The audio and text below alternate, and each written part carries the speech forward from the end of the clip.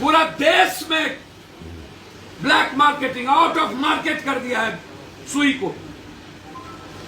मैं सरकार से पूछना चाहता हूं, जब आपके एम्स के डायरेक्टर लिख के देते हैं ये जो दवाई है रेमडेसिविर, ये कारगर नहीं है, एनएमसीएच के डायरेक्टर सुप्रिंटेंडेंट लिख के देते हैं नहीं लिखना है, उसके अलावा रिमेनिंग है पप्पू यादव के पास, उसके अलावा दूसरी सुई है और मैं देने को तैयार हूं, लेकिन एक भी डॉक्टर रेमडेसिविर के अलावा दूसरा सुई का नाम नहीं लिख रहा, क्योंकि सिर्फ रेमडेसिविर में ही पैसा अधिक बचत है, ब्लैक मार्केटिंग है और दवाई में पैसा बचत नहीं है। जो एजेंसी है यहां जो सिप्ला के कुछ लोग हैं और जिसकी यहां सीएनएफ लिया हुआ है जो लोग, उनसे मिलकर और कुछ पदाधिकारी की गठबंधन से पूरा आउट ऑफ ब्लैक मार्केटिंग हो गई। जिस अस्पताल को दिया जा रहा है वह अस्पताल के लोग भी उसको ब्लैक मार्केटिंग में दे रहे हैं और वो सुई पड़ रहा है या नहीं पड़ रहा है उसके अटेंडेंट नहीं है और कह दिया जा रहा है कि सुई दे दी गई।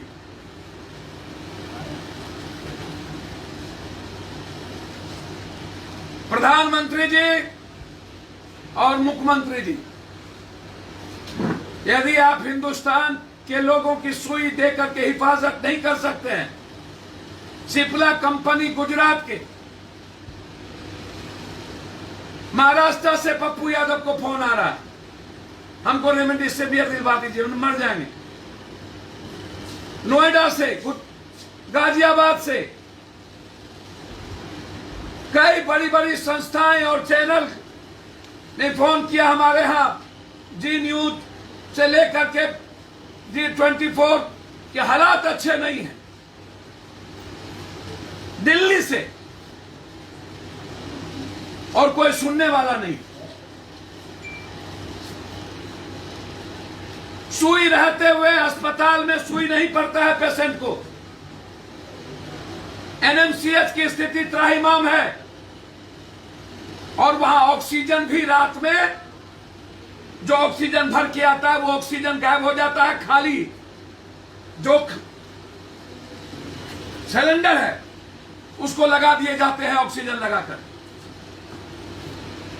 एक भी सीनियर डॉक्टर भीतर नहीं जाता है एनएमसीएच के अंदर, एक भी सीनियर डॉक्टर। कोरोना पेशेंट को मरने पर छोड़ दिया गया, कोई भगवान भरोसे है, कोई मॉनिटरिंग करने वाला नहीं है, लैट्रिन बाथरूम साफ करने वाला नहीं है, अटेंडेंट को बेचारे जाने नहीं दिए जाते और कहा जाता है कि सब पॉजिटिव हो गए इसलिए हाथ खड़े कर दिए।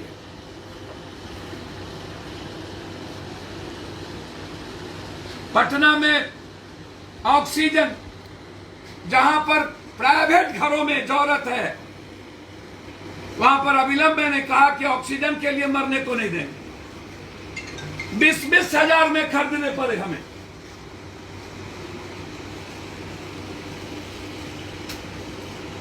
$11,000 में छोटा, 20,000 में बड़ा। आरा से हमें फोन आ रहा है कि ऑक्सीजन सदर अस्पताल में है ही नहीं, एक भी ऑक्सीजन नहीं है सदर अस्पताल में। अभी टीवी कोई चला रहा था कि टोटल ऑक्सीजन की डकैती हो गई, क्रिमिनल लूट के लेके चला गया।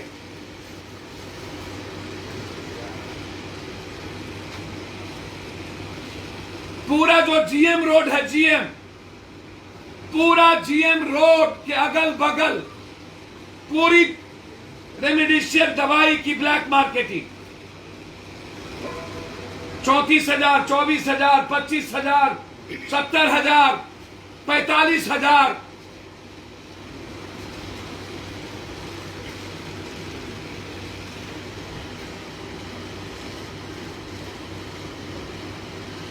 नेपाल से लगभग 10 साढ़े 10 10,500 रुपया पर पीस हमें वहां से मंगाना पड़ा। भाई क्या है, 20,000 से ज्यादा, इसको समझिएगा, आपके पेशेंट हो चुके हैं बिहार में, और बेड 3,000 भी नहीं है, तो पेशेंट की स्थिति क्या है?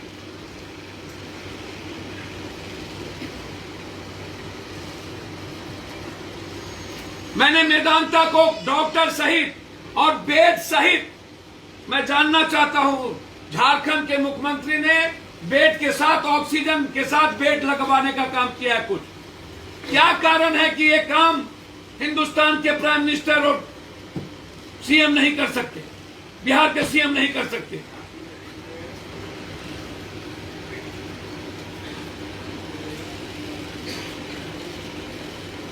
और जब WHO से लेकर लगभग भारत के डॉक्टर ने कहा है रेमडेसिविर 80-85% रिमेनिंग नहीं है, डॉक्टर तेहरान, सभी लोगों ने, फिर डॉक्टर साहब लोग क्यों लिख रहे हैं रेमडेसिविर? और दवाई जान रक्षक है वो क्यों नहीं लिख रहे हैं? मेरे पास है अभी मिनिमम 200 से ज्यादा पीस अंग दवाई, सुई, ताकि वो लोगों की जरूरत जान बचा सके। अब लोग सीधा हमको रेमडेसिविर मांग रहे, कहां से दिया जाए भाई?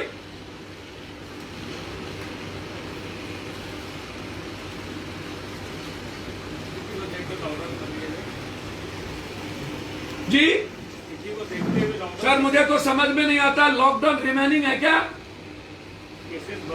लॉकडाउन तब लगती है जब जबरदस्ती लोगों को बंद कर नेताओं को और व्यवस्था को मनमानी करने का, लूटने की खुली छूट की मन हो। लॉकडाउन रिमेनिंग नहीं है जनाब। वैसे भी 70% पटना के लोग बाहर नहीं निकल रहे हैं, लॉकडाउन से बुरी स्थिति है भैया। आंकड़े तो पूरे और जगह भी बढ़ रहा है। दिल्ली में एक भी रेमडेसिविर नहीं मिल रहा है, ऑक्सीजन की कमी है, बंबई में नहीं मिल रहा है।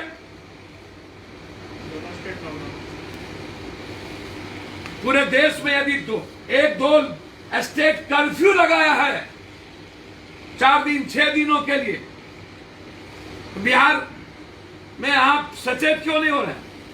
आपने तो लगाया है। मेरा सवाल है दवाई से, और कुछ लोगों का सवाल है लॉकडाउन से। मुझे तो समझ में नहीं आती, लॉकडाउन से आदमी कैसे बचेंगे? उनको दवाई जरूरत है बेड की, और बेड नहीं है। उनको जरूरत है ऑक्सीजन की, वो ऑक्सीजन नहीं है। और मैं बार बार कह रहा हूं, ये एम्बुलेंस वाले की माफियागिरी को रोकिए, नहीं तो हमारे युवा और छात्र भी एम्बुलेंस के खिलाफ 24,000 रुपया एक अस्पताल से दूसरे अस्पताल ले जाने के लिए, 24,000 मेरे सामने में लिया।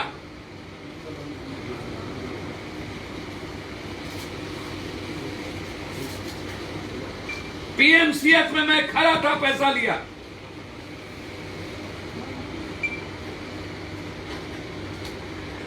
बिल्कुल कोलैप्स। जिस देश की सरकार अपने प्रजा को एक सुई दिलाने की हिम्मत और औकात नहीं रखता हो, वह देश बचाने की और देश बनाने की बात करे, ऐसे लोगों को नेगलेक्ट करने की जरूरत है। आज जरूरत सिर्फ सुई, ऑक्सीजन, लोगों की जिंदगी बचाने की है, और सरकार ने लापरवाही की। और हिंदुस्तान में आज सुई से भी ज्यादा जरूरत ऑक्सीजन की है, जो भारत में ऑक्सीजन की कमी है। बिहार में ऑक्सीजन नहीं है, और सरकार झूठ बोलती है, लगातार झूठ पे झूठ, झूठ पे झूठ। और अंतिम बात, प्रवासी मजदूर जहां से आ रहे हैं, एनआरकी, एक बस में 9,000 रुपया एक भाड़ा दिल्ली से आने का, 12,000 भाड़ा, और सीट पर 5 आदमी। ट्रेन में भाड़ा, यहां से टेम्पो में ट्रिपल भाड़ा, फिर यहां से बस से घर ट्रिपल भाड़ा। प्रवासी मजदूरों के लिए सरकार ने बस की व्यवस्था नहीं की, और प्रवासी मजदूर जब भूखे प्यासे उतरते हैं तो सरकार ने उसकी खाने की व्यवस्था नहीं की, और न ही प्रवासी मजदूरों की जांच होती है। कहीं भी 5 जगहों से प्रवासी मजदूर स्टेशन से निकल रहे हैं, और एक जगह तंबू लगा करके सिर्फ दिखाने का काम। यह सरकार 75 लाख रुपया जो कह रही है, या अपने पार्टी फंड में या नेताओं के फंड में देंगे, या 75 लाख रुपया हर जिलों में ऊंट के मुंह में जीवे का फोड़न, और उसमें भी प्रवासी मजदूर के लिए नहीं, सरकारी तंत्र के लिए। मेरा आरोप है यह 75 लाख रुपया नहीं, प्रवासी मजदूर के अकाउंट में सरकार सीधा 6-6 हजार रुपया डाले। कोई खाने की व्यवस्था नहीं, कुछ मत करिए, आप 6,000 रुपया मजदूर के अकाउंट में डालिए। यह मेरा डिमांड है। और यदि सिप्ला एंड अदर कंपनी कल तक बिहार के लोगों को सुई देने का काम नहीं किया, तो कल उसके विरोध में कल से आंदोलन शुरू। सर, आप सिलेंडर बांट रहे हैं और जिला प्रशासन का कहना है कि कोई भी अस्पताल नहीं कह सकता है कि उनके पास ऑक्सीजन की कमी है। मैं ऐसे लोगों से बात नहीं करूंगा। अखबार से लेके टीवी भरी पड़ी है, सबने सर्वे किया है, और जा करके कहीं ऑक्सीजन नहीं है। मेरे इस पर ऑक्सीजन के लिए आते हैं, मैं नहीं कह रहा हूं, अखबार के रिपोर्टर, टीवी चैनल के रिपोर्टर एक अस्पताल जाकर के जांच किया है। और मैं कल ऑक्सीजन के लिए शाम में गया, सभी जगह कहीं ऑक्सीजन नहीं। सर, डीडीसी के ऋषि पांडे, इनका कहना है कि जिलाधिकारी के निर्देश पर जो है कोई अस्पताल अब नहीं कर सकता है कि हमारे पास ऑक्सीजन। ये वो सही बोल रहे हैं कि अखबार और रिपोर्टर और आम आदमी सब झूठ बोल रहा है। ये तय करने की जिम्मेदारी आम आदमी की है, और अस्पताल से वालों ने सीधा बोल दिया है कि हमको चाहिए 50, 100 और हमको मिलता है 10, और वो 6-4 घंटे में समाप्त हो जाता है। स्थिति यह होती है कि हमको पेशेंट को मरने का डर होता है।